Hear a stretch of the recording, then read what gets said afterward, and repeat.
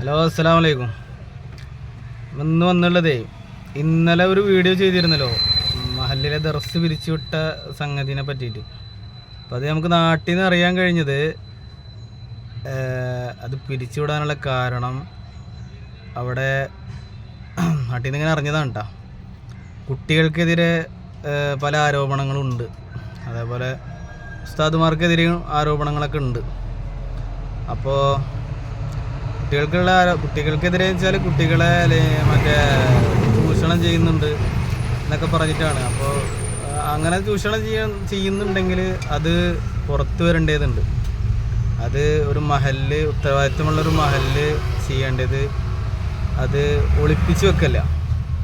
അതിൻ്റെ കാര്യകാരണങ്ങളൊക്കെ അന്വേഷിച്ചിട്ട് അതിൻ്റെ ഉള്ളതാണെങ്കിൽ അതിനെതിരെ കുറ്റക്കാർക്ക് എതിരെ നടപടികൾ സ്വീകരിക്കണം. കുട്ടികൾ എന്തെങ്കിലും ചെയ്തിട്ടുണ്ടെങ്കിൽ കുട്ടികൾ നിങ്ങൾ ഉസ്താദുമാരെ അറിയിക്കുക. എന്നിട്ട് നിങ്ങളെ കൊണ്ട് പറ്റണമെന്നില്ലെങ്കിൽ അതിൻ്റെ കുട്ടികളെ രക്ഷിതാക്കളെ വിളിച്ച് കാര്യങ്ങൾ പറഞ്ഞ് ആ കുട്ടി ഏത് കുട്ടിയാണോ പ്രശ്നക്കാരെ ആ കുട്ടീനെ അവിടെ നിന്ന് മാറ്റുക. അതിൻ്റെപ്പോൾ ഒരു ദിവസം അങ്ങോട്ട് മാറ്റി വെക്കലല്ലോ ചെയ്യണത്.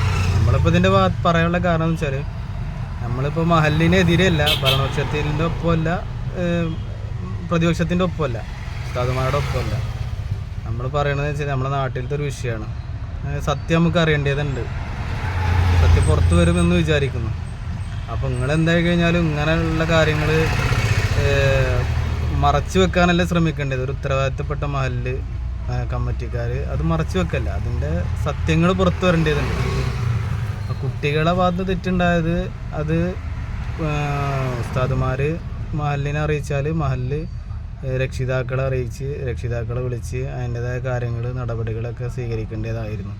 അതൊന്നും ഇല്ലാതെ പഠിപ്പ് അങ്ങോട്ട് പെട്ടെന്ന് മുടക്കൽ ശരിയല്ല. ഒരു കാരണവശാലും മറ്റുള്ള കാര്യങ്ങൾ ഒരു ഔദ് ശരിയാക്കാണ്ട് പള്ളിയുടെ മെയിൻ്റെനൻസ് വർക്ക് കിടക്കുന്നുണ്ട്, അത് ചെയ്യല്ല ശരി. മെയിൻ്റെനൻസ് നടക്കുന്നുണ്ടെങ്കിലും പള്ളിയിൽ 10-12 കുട്ടികളെ പാർപ്പിക്കാനിപ്പോൾ ഒരു പ്രശ്നവും നമ്മളെ വെളിയങ്കോട് ജുമാഅത്ത് പള്ളിക്കില്ല. ഒരു പ്രശ്നമില്ല. അതിനുള്ള സൗകര്യങ്ങളും സംവിധാനങ്ങളൊക്കെ നമ്മളെ മഹല്ലിലെ നമ്മളെ വെളിയങ്കോട് ജുമാഅത്ത് പള്ളിക്കുണ്ട്. അതുപോലെ തന്നെ ഇതിനെതിരെ എന്താ പറയുക, ഇപ്പം നിങ്ങൾ ആരോപണങ്ങൾ ഉന്നയിക്കുന്നുണ്ട്. ഈ കുട്ടികളെ മറ്റുള്ള കാര്യങ്ങളുമായിട്ടൊക്കെ ചൂഷണം ചെയ്യുന്നുണ്ട്. അതേപോലെ തന്നെ മറുവിഭാഗം ഉന്നയിക്കുന്നുണ്ട് ഇത് കുട്ടികളോടുള്ളൊരു പകപോക്കലാണ്. കുട്ടികളെ ഭാഗത്തുനിന്ന് ചെറിയ കുട്ടികളാണ്, 14-15 വയസ്സൊക്കെ ആയ അല്ലെങ്കിൽ ആവാത്ത കുട്ടികളൊക്കെയാണ്. അപ്പോൾ കുട്ടികളെ ഭാഗത്ത് ചെറിയ ചെറിയ വികൃതികളൊക്കെ ഉണ്ടാവും, വലിയ വികൃതികളും കാണും. അപ്പോൾ നമ്മൾ രക്ഷിതാക്കളെ വിളിച്ച് അറിയിക്കുക. മറ്റുള്ള കുട്ടികളാണ്, അവരോട് പക വെച്ചിട്ട് നടന്നിട്ട് അവരെ വിദ്യാഭ്യാസം തകർക്കലല്ലോ നല്ലൊരു വശം. അതിനെ വിളിച്ച് കാര്യമായ രീതിയിൽ അവരെ ഒരു ക്ലാസ്സൊക്കെ കൊടുത്ത് സംസാരിച്ച് ഇതാക്കലൊക്കെ എൻ്റെ മതപരമായ രീതികളും അല്ലാത്ത രീതിയും അങ്ങനെയൊക്കെ തന്നെയാണ്. അപ്പോൾ ഇതൊക്കെയാണ് ഇപ്പോൾ ഒന്ന് പറയാനുള്ളത്.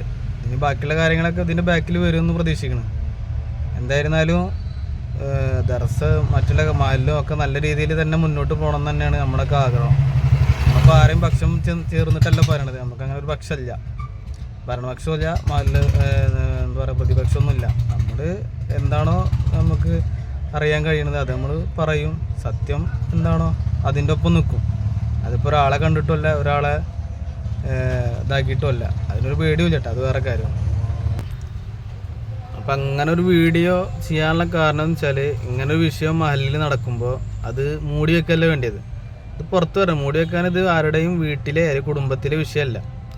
ഇത് ജനങ്ങൾക്ക് വേണ്ടിയിട്ട് തിരഞ്ഞെടുക്കപ്പെട്ട ഒരു മഹല്ല് കമ്മിറ്റി ജനങ്ങളെ ഇവിടുത്തെ ഓരോ വിഷയങ്ങളും അറിയിക്കേണ്ട ബാധ്യത, ഉത്തരവാദിത്തമൊക്കെ നിങ്ങൾക്കുണ്ട്.